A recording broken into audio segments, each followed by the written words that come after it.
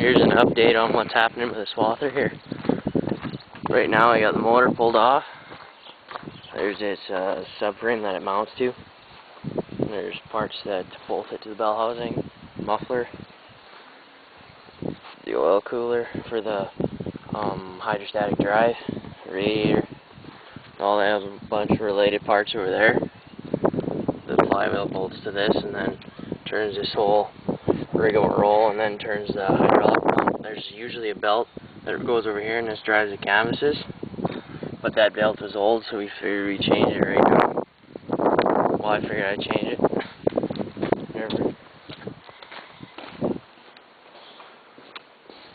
There's a flywheel.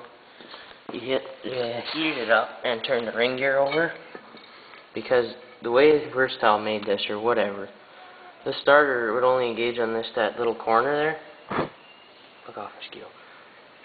Then they would just engage in that little corner, and then it would grind like something terrible. So heated her up, turned her over, so now there's nice sharp corners on here.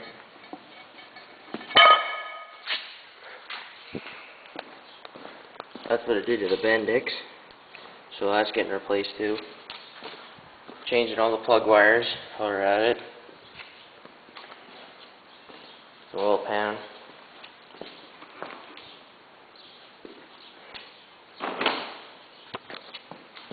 The rear main seal is leaking a little bit,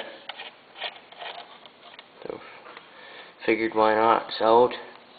Everything's opened up, so might as well change it.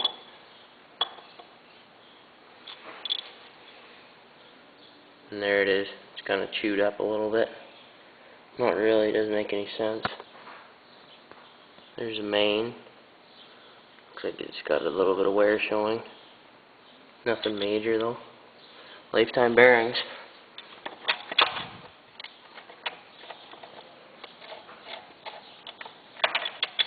The rod bearings are coming in tomorrow, so we'll put those in.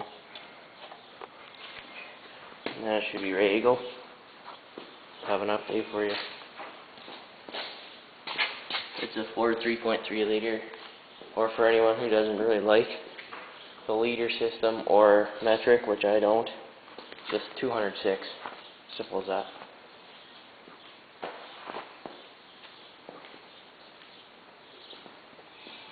There's a rototiller. It's getting a carb kit for its car because it's still being stupid. Just won't run worth anything. Run fine, and then just quit.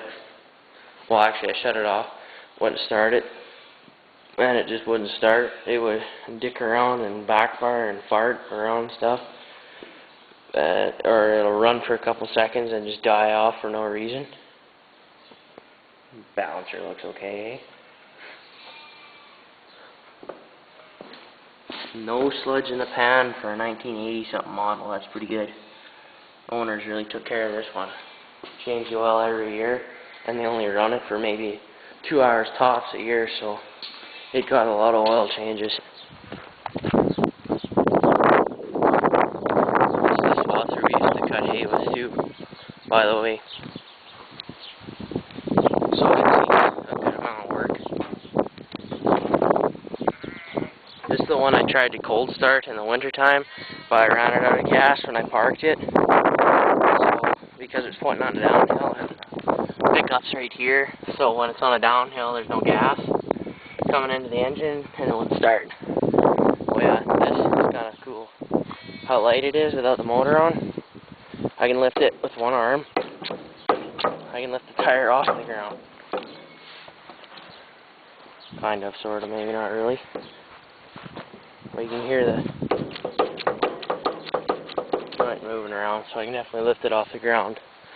That's how light it is without the motor on. So if I hadn't set the table down before I started taking it apart, it would have been screwed, because you can't set the table down while the motor's running, without the motor running, which would suck bad. So that's about it.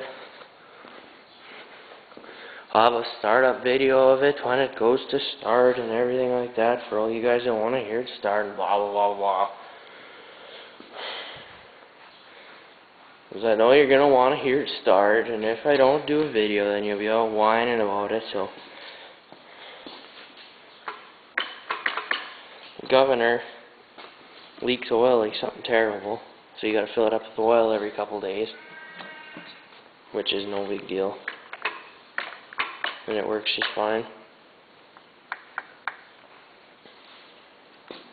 Alternator charge is good. Actually, it charges just about too good for the Swather, because really the only thing that takes an ounce is the ignition system. That's about it. Oh, and that stupid little bugger's broke off in there. Don't worry, we'll get her out. Take some heat and maybe just drill it straight out, wreck the thread, and then rethread it. Or I'll thread it out to the bigger size. It won't hurt. This is Swather. Oh, and I didn't know this until I took it apart. The 206 has an integral, whatever you call it, intake manifold molded right to the head, and then the exhaust port comes out to about here, and then the manifold's bolted on right there. The coolant's seen better days though. Can't remember where I put it. I put it somewhere. It's pretty orange. I might have dumped it out already. Well, 206, no oil pan.